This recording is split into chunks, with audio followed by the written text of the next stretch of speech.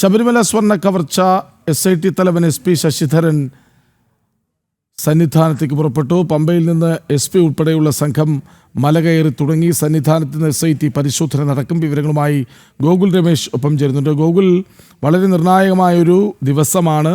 സ്വർണ്ണ കവർച്ചയിൽ SIT തലവൻ്റെ നേതൃത്വത്തിൽ സന്നിധാനത്ത് പരിശോധന നടക്കുക. അവരിപ്പോൾ പുറപ്പെട്ടു കഴിഞ്ഞു.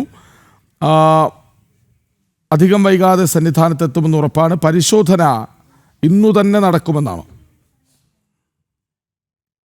നിലവിൽ SIT സംഘം സന്നിധാനത്ത് എത്തി എന്നുള്ളതാണ് നമുക്ക് മനസ്സിലാക്കുവാനായിട്ട് സാധിക്കുന്നത്. രാവിലെ 10:30 കൂടിയിട്ടാണ് സംഘത്തലവനായിട്ടുള്ള SIT സംഘത്തലവനായിട്ടുള്ള SP ശശിധരനും അദ്ദേഹത്തെ അനുഗമിക്കുന്ന സംഘവും നിലവിൽ പമ്പയിൽ നിന്നും സന്നിധാനത്തേക്ക് പുറപ്പെട്ടത്. ഇപ്പോൾ ഏറെക്കുറെ സന്നിധാനത്ത് എത്തിയിട്ടുണ്ട് എന്നുള്ളതാണ് നമുക്ക് മനസ്സിലാക്കുവാനായിട്ട് സാധിക്കുന്നത്. നട അടച്ചതുകൊണ്ട് തന്നെ മാധ്യമങ്ങൾക്കോ മറ്റു ജീവനക്കാർക്കോ ഒന്നും തന്നെ സന്നിധാനത്ത് തങ്ങുവാനായിട്ട് സ്പെഷ്യൽ കമ്മീഷണർ അനുമതി നൽകിയിരുന്നില്ല. മുഴുവൻ ആൾക്കാരെയും മലയിറക്കി സാധിച്ചിരുന്നു.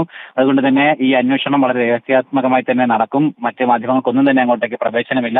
എന്തായാലും ഇപ്പോൾ അവരവിടെ എത്തി പരിശോധന നടപടികൾ ആരംഭിച്ചിട്ടുണ്ട് എന്നുള്ളതാണ് നമുക്ക് പ്രാഥമികമായി മനസ്സിലാക്കുവാനായിട്ട് സാധിക്കുന്നത്. എന്തായാലും ഇന്ന് ശബരിമലയിലെ സ്ട്രോങ് റൂം അടക്കം തുറന്ന് ഈ SIT സംഘം പരിശോധിക്കും. ഇന്നലെ ഹൈക്കോടതിയിൽ ഇതുമായി ബന്ധപ്പെട്ട അപേക്ഷ നൽകിയിട്ടുണ്ടായിരുന്നു. അതായത് ഇവിടെ എത്തി പരിശോധനകൾ നടത്തുവാൻ വേണ്ടി അപേക്ഷ നൽകിയിരുന്നു. തുടർന്ന് ഹൈക്കോടതി അനുവദിച്ചതിനെ തുടർന്നാണ് SP അടക്കമുള്ള സംഘം ഇന്നിപ്പോൾ സന്നിധാനത്തെത്തി പരിശോധനാ നടപടികൾ ആരംഭിച്ചിരിക്കുന്നത്. സ്ട്രോങ് റൂമിൽ പ്രധാനമായിട്ടും ശബരിമലയിലെ കട്ടിളപ്പാളിയും അതോടൊപ്പം തന്നെ പ്രഭാമണ്ഡലത്തിന്റെ പരിശോധനയും നടത്തുമെന്നാണുള്ളതാണ് അറിയിച്ചിരിക്കുന്നത്. അതോടൊപ്പം തന്നെ ദേവസ്വം രേഖകളടക്കം അന്വേഷണ സംഘം പരിശോധിക്കാനും സാധ്യതയുണ്ട്. ദേവസ്വം ജീവനക്കാരിൽ നിന്നടക്കം ഇതുമായി ബന്ധപ്പെട്ട വിവരം തേടുകയും ചെയ്യും.